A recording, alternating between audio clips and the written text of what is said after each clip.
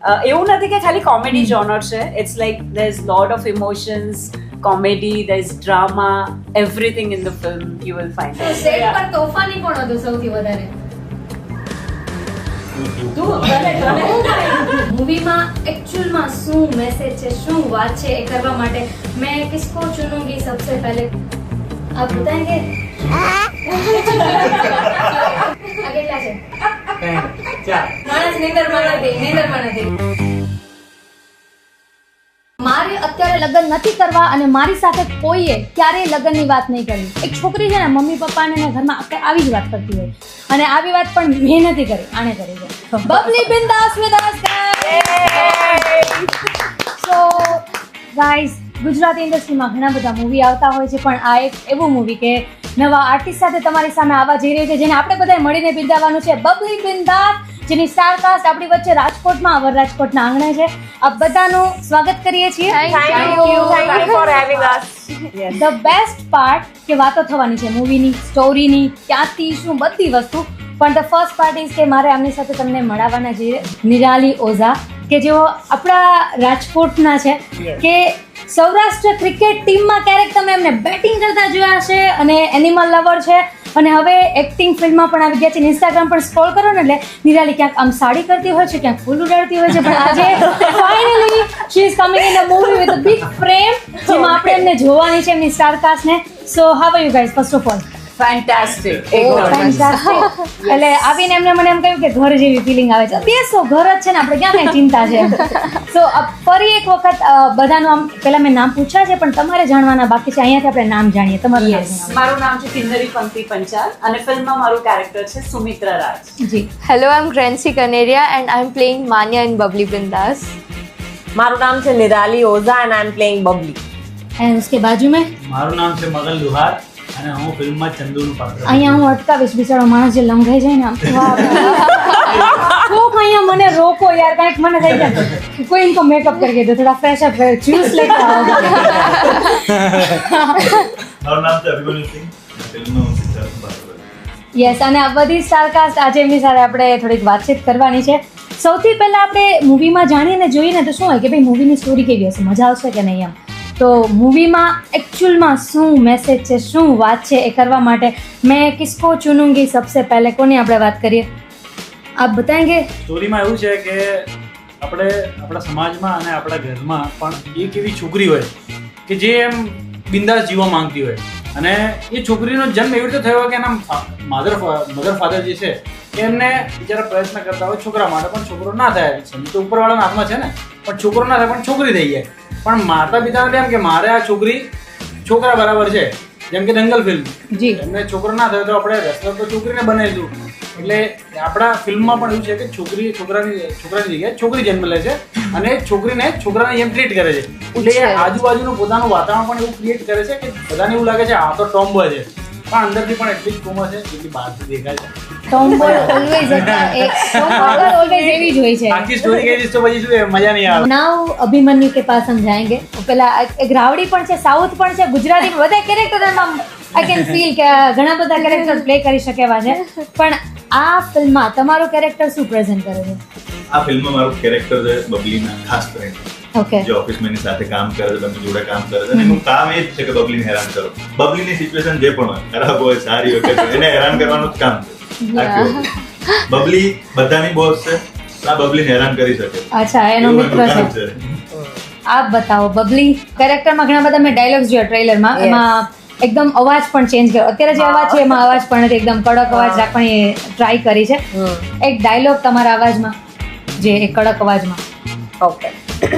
Hello ધારાસભ્ય, જરા સભ્યતાથી વાત કર અમારા બોસ જોડે. એ તો તારા પર એટલી ધારાઓ લગાડીશ ને કે તારી 5 વર્ષની અવધિ તો જેલમાં જ પૂરી થશે.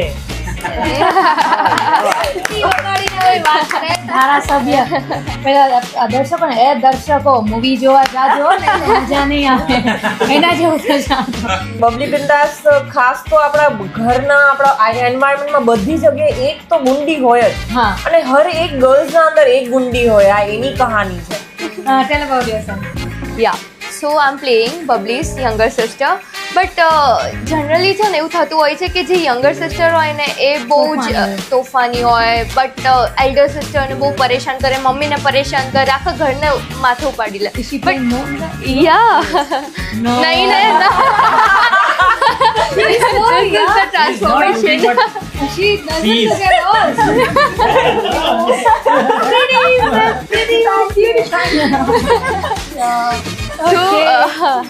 તો એવું થતું હોય છે. બટ આ ફિલ્મમાં મારું કેરેક્ટર એકદમ ઓપોઝિટ છે. આમ સો આજ્ઞાકારી, આમ સો બહુ જ માનું છું બધાની વાત. મને એક ડાયલોગ આવે છે કે પપ્પાને કહેવાનું હતું કે હું શું કામ છેલ્લી પેદા થઈ એમ. બધું કામ તારે જ કરવું પડશે. તું સૌથી નાની છે ને, એમાં મારો વાંક આ પપ્પાનો વાંક. હા, એમાં મારો વાંક પપ્પાનો વાંક. That's iconic. Yeah, really. Tell about yourself. Yes, about my character in the film. એટલે એવું નથી કે ફિલ્મમાં ખાલી હું 3 દીકરીઓને જ હેન્ડલ કરું છું, બીજા 2 પણ છે, જેમ કે આમના જે ડેડ છે એ અને ડેડના ડેડ, Okay. એટલે મારા સસરા. સો આમ ઘરમાં જોવા જઈએ ને તો જોઈન્ટ ફેમિલીનું છે. બિલકુલ જોઈન્ટ ફેમિલી છે એન્ડ ઓલ આર કિડ્સ. સો મારી હાલત તો એવી છે કે એકને સાચવવાનું કે બીજાને સાચવવાનું, અને અહીંયા સાચવું ત્યાં ઉપર કંઈક બીજું જ થઈ ગયું હોય. So the film is all about you, like you will find me કે આઈ એમ રનિંગ અરાઉન્ડ કિચનથી ડ્રોઈંગ રૂમ ને પછી ઉપર ને આમ તેમ, બિકોઝ ઘરમાં એટલા અલગ અલગ ટાઈપના લોકો છે કે બધાને હેન્ડલ કરવા you have to be on your toes. પણ as a mom, as a like head of the family, ઘણી વાર એવું થાય કે બધાને આમ જોવા પડે કંઈક બિલકુલ. અને આખી ફિલ્મમાં મેં એ જ કર્યું છે. અને જેમ એક આપણે જમવાની થાળીમાં બધા જ ફ્લેવર્સ હોય ને, ખાટા, મીઠા, તીખા, એન્ડ એક્ઝેક્ટલી એવી રીતના ફેમિલી છે. અને એવું નથી કે ખાલી કોમેડી જોનર છે. It's like there is lot of emotions, comedy, there is drama, everything in the film you will find it. આ મારો બીજો પ્રશ્ન હતો પણ તમે કહી દીધું છે, મને મજા આવી. પણ હવે મારો પ્રશ્ન એ છે કે એઝ અ મોમ તરીકે જે તમે કેરેક્ટર પ્લે કર્યું છે કે માં એમાં બાકી બધા વગડા નવા, તો ક્યારેય તમારા શૂટમાં સેટ પર ક્યારે એવું બન્યું છે કે આ લોકો પર આમ ધાક જમાવી, આ લોકો છોકરીઓ ever? The film itself is bubbly bindas. So bubbly ઘરમાં હોય એટલે અમારે તો લાઈક બબલી છે કે એ જ કરવાનું, બબલી છે કે એવું જ થાય. So that is how it is. So bubbly કે મમ્મી આ નથી કરવાનું, okay we are like that. Set પર તોફાની કોણ હતું સૌથી વધારે? તને અને મારા દાદુ. આ બંને એવા જ છે તોફાન. હા, પણ અત્યારે બહુ શાંત લાગે છે. કિલોમીટર પૂરા તમે બેઠા છો ને, તમે બેઠા છો પૂરા થઈ ગયા છે. એક એવી પોલ કે જે સેટ પર બની હોય ને કોઈને ખબર ના હોય. હું પોલ ખોલવા માંગીશ ગ્રેન્સીની. એક નહીં 2-3 ખોલી શકું. નહીં. નાની બેન છે એટલે વધારે ખબર હોય મોટી બેનને. ગ્રેન્સી, she is always on the phone. Like એક સેકન્ડ બી એવી ના હોય કે એનો ફોન એના પાસે ના હોય. ચાર્જિંગમાં પણ આમાં મચડે રાખે. સીન ચાલુ થાય ત્યાં સુધી શોટ રેડી, ઓકે, શોટ ખતમ. Oh my God. And second thing કે she is very foodie. She is very foodie but she never accepted. આપણે કઈ ઓર્ડર કરીએ ને કે You આપણે can see. હા યુ આર ચાવેલી. તો કોઈ પણ ઓર્ડર કરીએ ને કે શું ખાવું છે ગ્રેન્સી શું એટલે એનો હાથ પેલા ઉપર હોય. ના ના, ના, મને કાંઈ નથી ખાવું, મને ભૂખ નથી, મને પછી નીંદર આવે, મને નથી મારી ખાવું. સામે જે ખાવાનું લાવો ને ત્યારે અને જેમ અમારો ઓર્ડર આવે, she is the first one, she'll finish all the things. She is eating like a Grancy. Okay, આ પ્લીઝ આ વસ્તુ આપજો કે બધાને ખબર પડે કે જ્યારે ગ્રેન્સી તમારે ત્યાં આવે છે એઝ અ ગેસ્ટ પેલા પ્લેટ અહીં આપો. નહીં, એટલું મેં થોડી નથી. Shut up. And one of the best thing happened in Navratrina promotions માં. So we all went, huh? So she was with me. She actually doing dieting and all everything.